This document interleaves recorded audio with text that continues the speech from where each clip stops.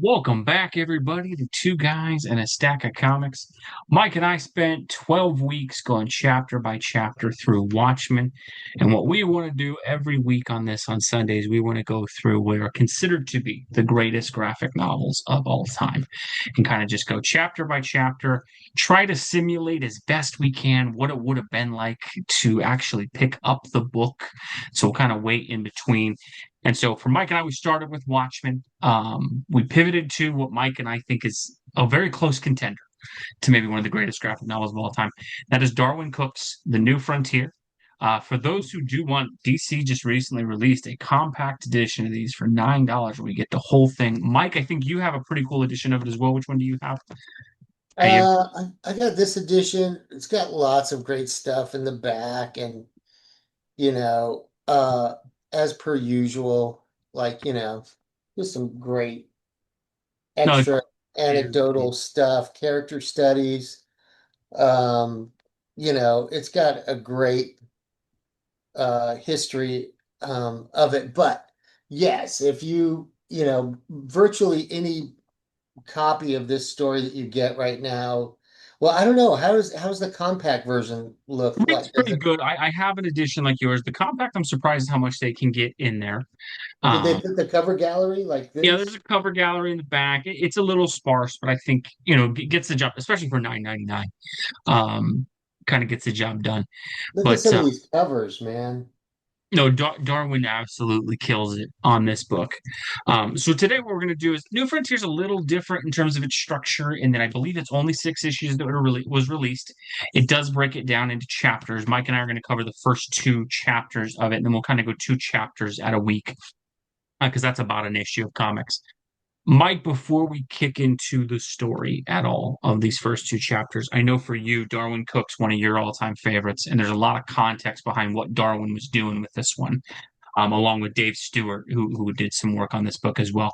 But Mike, I'll kick it to you to start. Kind of, can you set the table as far as the context of what Darwyn was going for with this before we dive into the story? This this period of time was an unmined gold mine for a creator to come in, and you had to kind of think, and Darwin's probably said in interviews that he had always wondered what the superheroes, these fictional heroes, they fell out of favor in the late 40s.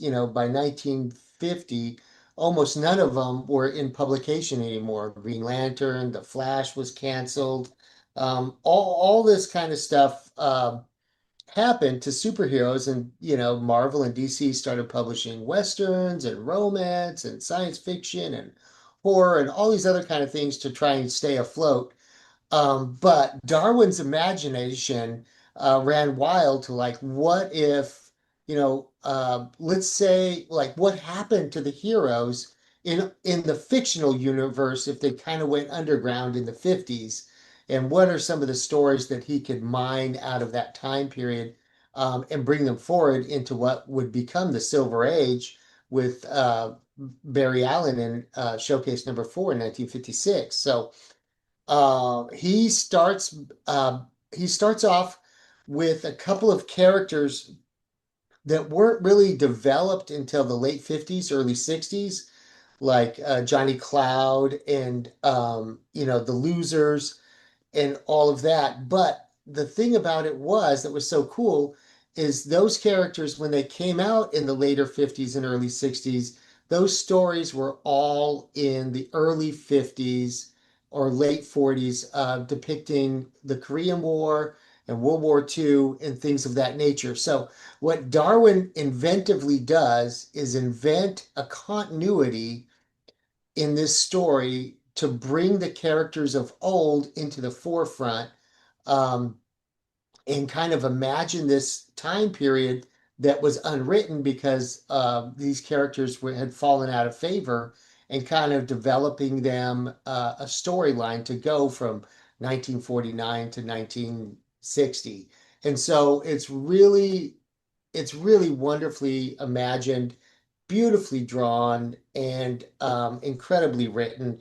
It was his, probably crowning achievement in his, relatively short career in comics. I mean, he started in 1985, and then realized that he really couldn't make it with the page rate in comics because he took a lot of time with his drawings. So he quit comics in 1985 and became an art director. He's from Canada. And then he wound up in animation and got to know Bruce Timm and helped with the Batman, the animated show. And he worked for in animation quite a bit through the later 90s. And then he got, some comic book assignments where he really started to excel. And of course, that, he puts this out. This is amazing. There's lots of other amazing work by Darwyn Cooke. And, if you have a chance to, you know, run down some Darwyn Cooke rabbit holes on YouTube, you'll find some really good commentary. I think you'll feel a kinship with him as he was always on the forefront of, trying to get comic books back into the hands of kids. And he Okay. felt that that's where the medium really should be going. And so, Yeah, no, anyway, Batman Ego, a fantastic Batman yes. tale of his, I think one of the more all-time underrated Batman stories that he produced. Um, so we kind of kick into this one. We start out, and I think the cool thing, we'll start before we break into the story. Mike, you've mentioned this a lot. I think what stands out to me so much about Darwyn Cooke's art in the book, it's sort of the opposite of Watchmen, and that Watchmen is this deconstruction negative look at superheroes. And Darwyn, this seemed almost more to me reading a love letter to superheroes, kind of a capturing, and I think this even shows in the art, and I think it's partly just Darwyn's art style, but it's so crazy how like his art kind of feels almost like if you took every golden age artist and silver age artist and blended it together, you would get Yeah. something that looked like an amalgamation of what he did. um, from an artistic standpoint, in the way he writes the characters, how do you feel like Darwyn, at least in these first two chapters, what do you think of his approach of how he handles all these characters? Well, I love the way he handles them. And it starts out with the losers. They get sent on a mission to find Flag and this German scientist that crashed in the jungle somewhere in the South Pacific. But one thing that stands out about Darwyn Cooke is he is the master of these big panels that really, showcase his artwork and his talent. I mean, this is amazing. And a lot of the book is like this. It's a three grid, one page panel, and it makes for very easy reading.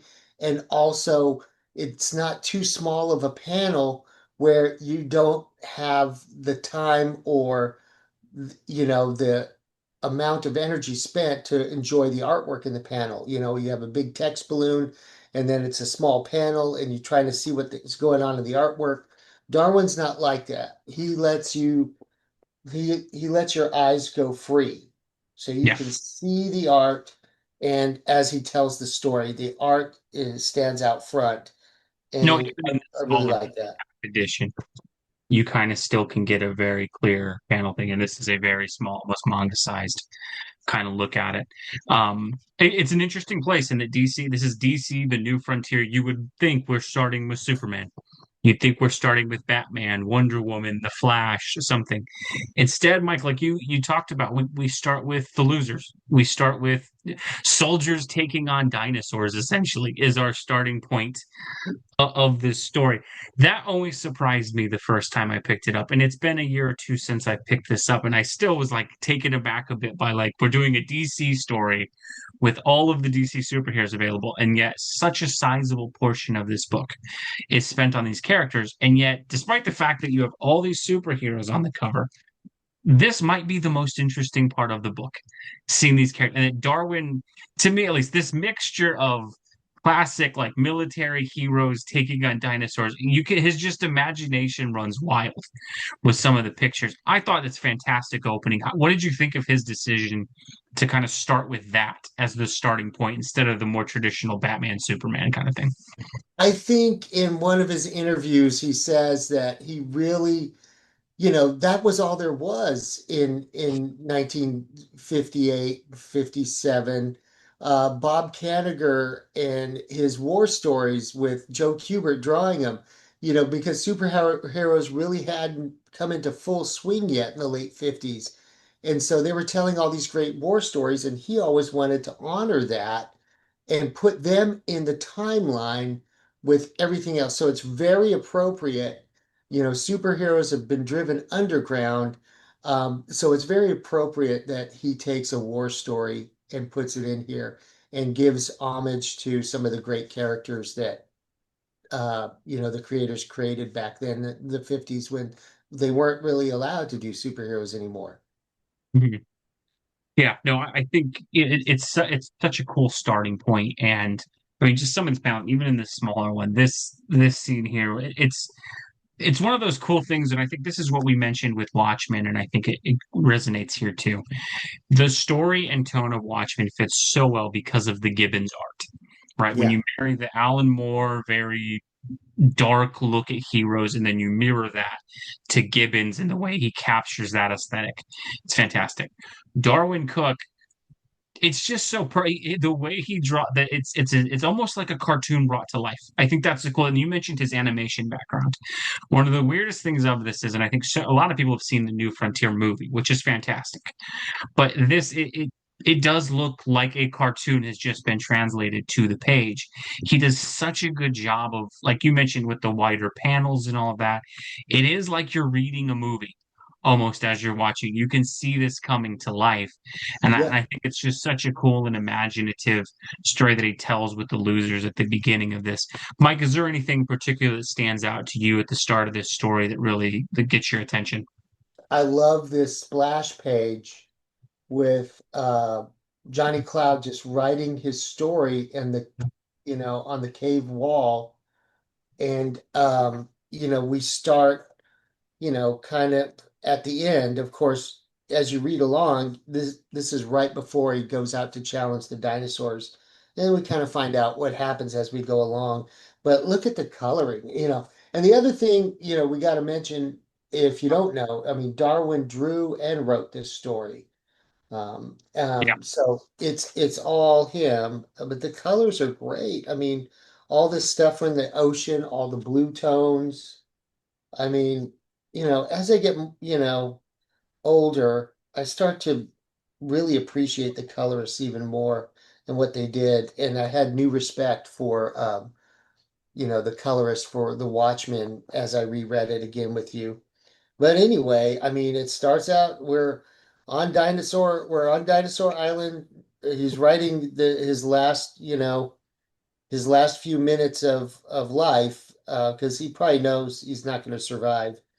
And then we go into the backstory where they get sent on this mission to this, island to try and find out what happened to that German scientist that they were trying to retrieve. And they get, blown out of the water by probably some prehistoric creature. I don't think we ever see it, do we?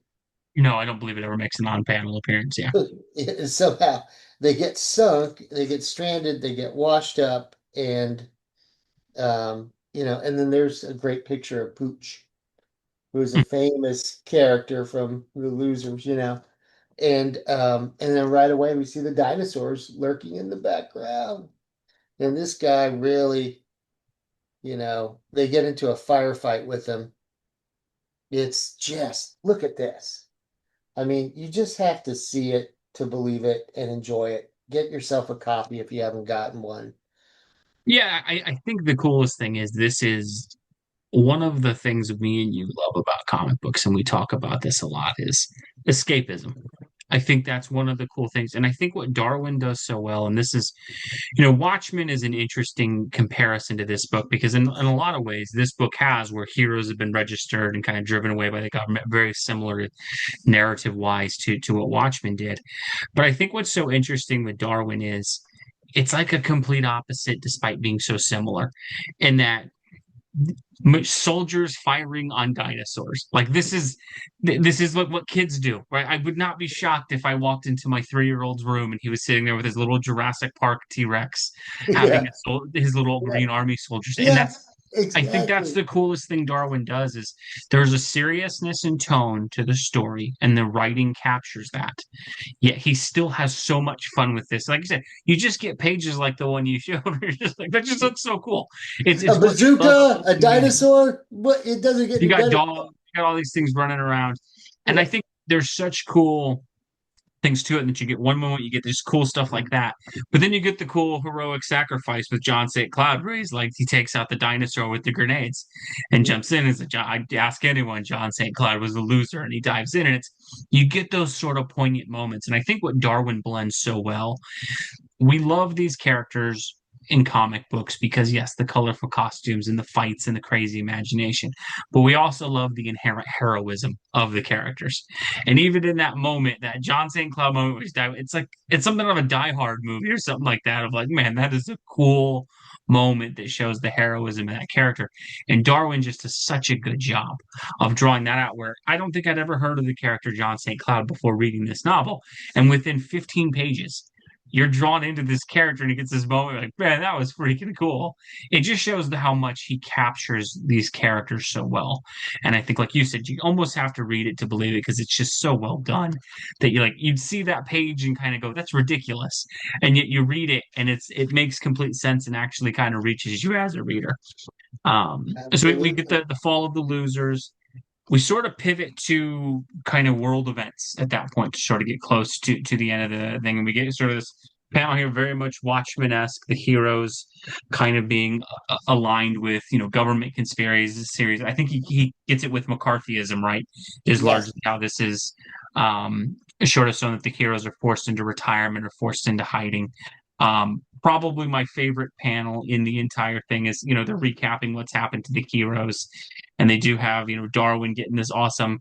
A few of them were able to stay active and had the cunning to do that. And they have this great capture of Batman where you just see the white Yeah. eyes. Yeah. And I think that's the coolest thing that I saw just in these first few pages, and knowing what happens in the rest of the story helps. But I think where Darwyn Cooke's amazing in this novel, there is a very few writers out there who can so perfectly capture all of the characters in DC where if you read it, you go, that is Batman. That is Superman. That typically when you have a writer, and I'll just bring up a modern one, Tom King.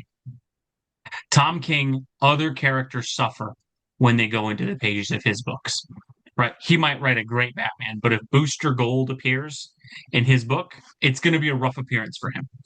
Mike, what Yeah. do you think about that? I say yeah. And midway through, we get introduced to Hal Jordan in this awesome, like he Darwin has to introduce us to like 20 characters in the course of this story.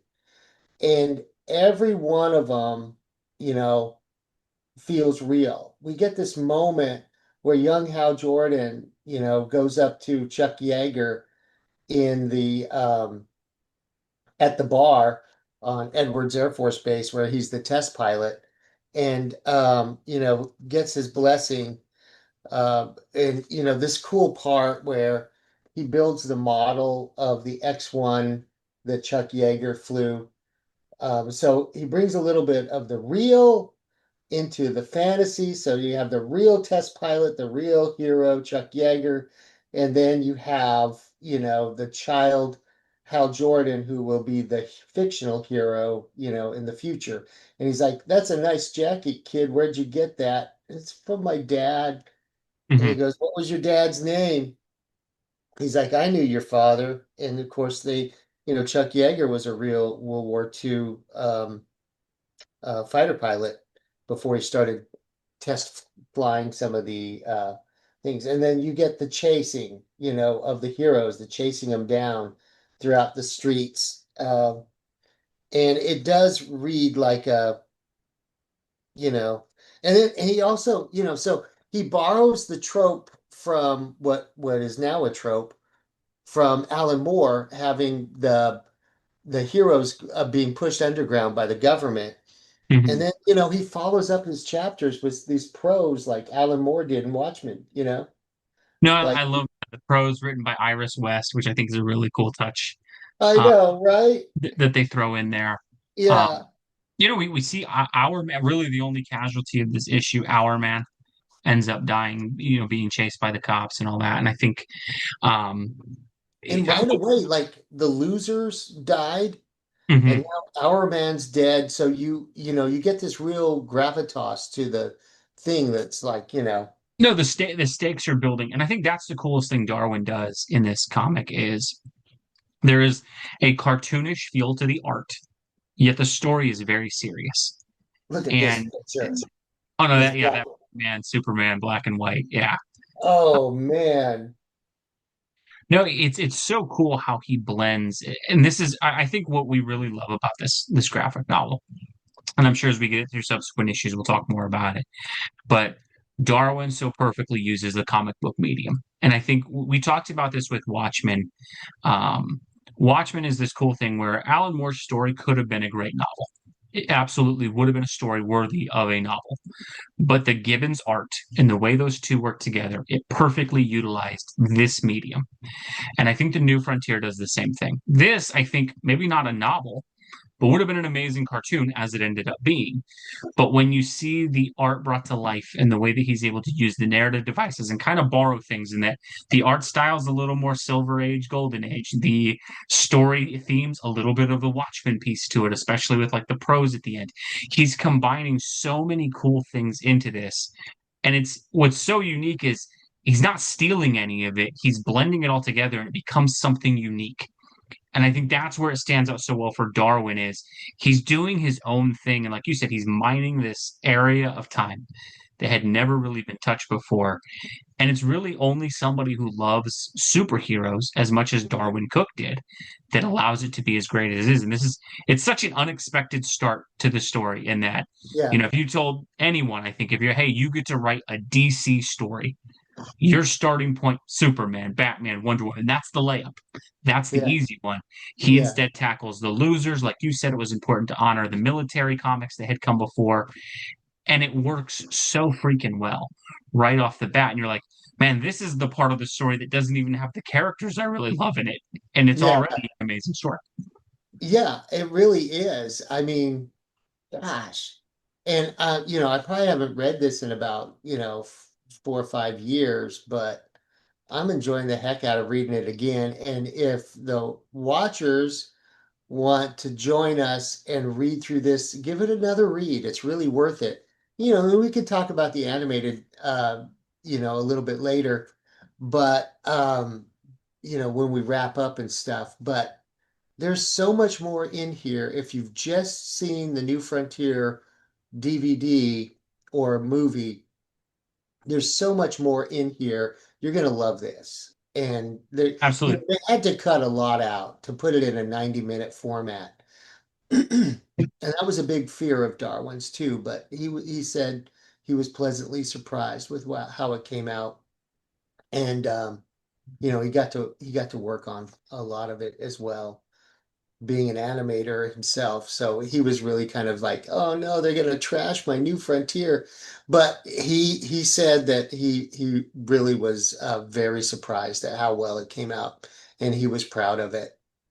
But like I said, there's more in here. So read, pick up a copy if If you you haven't. It's a compact edition. It's at your comic book store I think the right compact now. edition actually just came out as of us posting this about 4 or 5 days ago. So it's a great deal. I would say, yeah, if you enjoyed the movie, you're going to get everything you loved about the movie. But there's, as Mike mentioned, a lot more in this that you didn't get that brings a lot to it. We will probably take this over 6 weeks. I think it kind of breaks down to about 12 chapters. So this is part one of that. And then we'll have same way with Watchmen. We're going to do what's the overall legacy. And I think Mike and I are probably going to go through about 10 graphic novels this year and kind of go chapter by chapter. And then we'll sort of rank them at the end as to where they go. But that is a wrap on the first part of the New Frontier. We encourage you to read along with us if you want. We will be back next week on Sundays. Every Sunday we'll post one of these, so we'll be back with parts 3 and 4 next week. As always, folks, let us know what you guys think down below. If there's anything we missed, anything we were wrong about, absolutely fine. We'd love seeing you guys point that out down below. Thank you for watching, folks. God bless you. We'll catch you next week. Thanks, everybody.